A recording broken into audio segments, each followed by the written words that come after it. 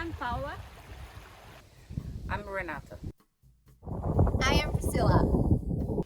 We've come all the way from Brazil To unravel the mystery of the Australian wines.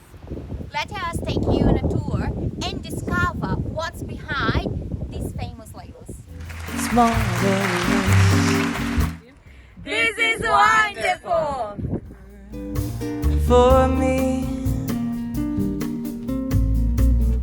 It's awfully nice. It's paradise. It's what I love to see. You make my life so. So guys, we are in Macarville, here in South Australia, and then we are just arrived at this amazing building, and then we want to ask Paula, why did we choose this winery? So this winery is kind of different because when you see all the McLaren Vale vineyards, you have like a huge building here, 5-story building, all made in glasses. This was based on the Rubik's Cube.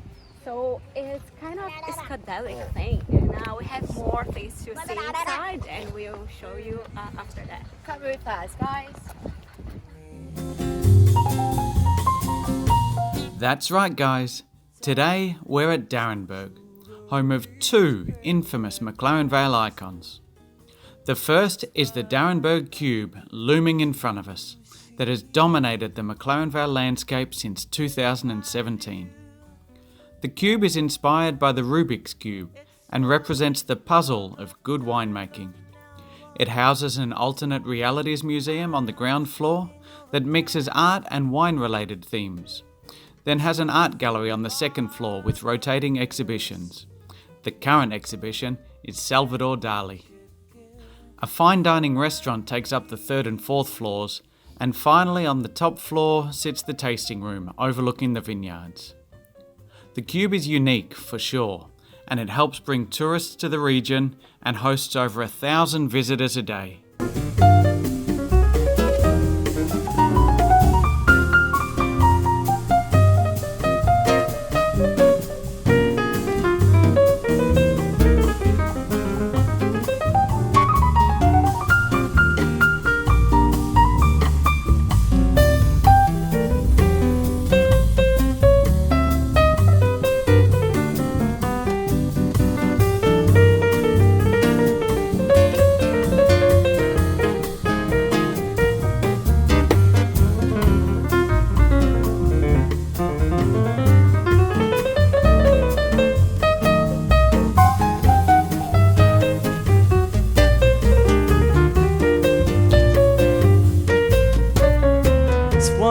But don't let the cube distract you from the amazing wines on offer at Darrenburg, the most famous of which is the Dead Arm Shiraz.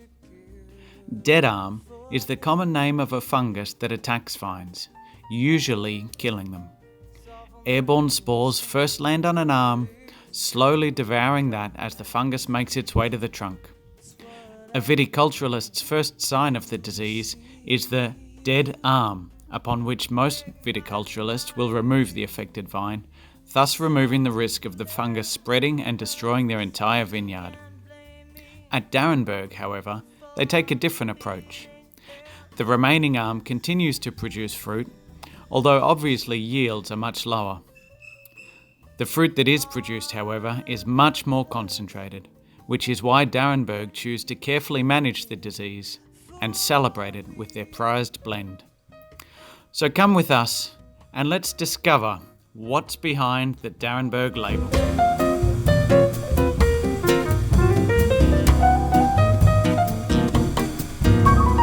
you mind to tell us about the story and maybe the Darrenburg? Of Darrenburg as a place? Yeah, cool. So Darrenburg is, it was actually been here for a very long time. We were founded in 1912 by Joseph Osborne.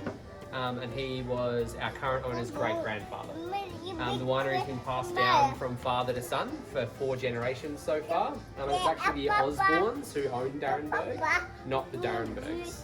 The Darrenburg name actually comes from our current owner's grandmother, Her name was Helena Darenberg, and she was from Belgium originally.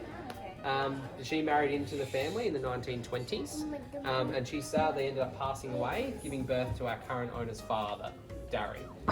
So he took his mother's maiden name as his middle name. So his real name is Francis Darenberg Osborne. And we were operating as Osborne and Sons until about the mid-1950s. That's when he took over and he renamed the winery after his mum. So he named the winery Darenberg, and he's been called Darry his whole life. He's still with us. He's 93 years old. He'll be 94 in December. And he still lives on site. So he lives about 50 metres out that side of the building, in the old homestead that his parents built. Oh, that's awesome. Yeah.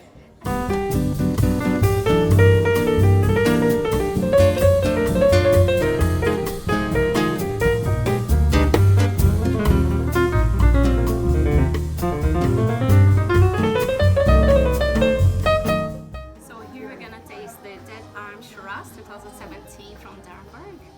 We have something to say about the label as well. So it's a very classic label at Darenberg.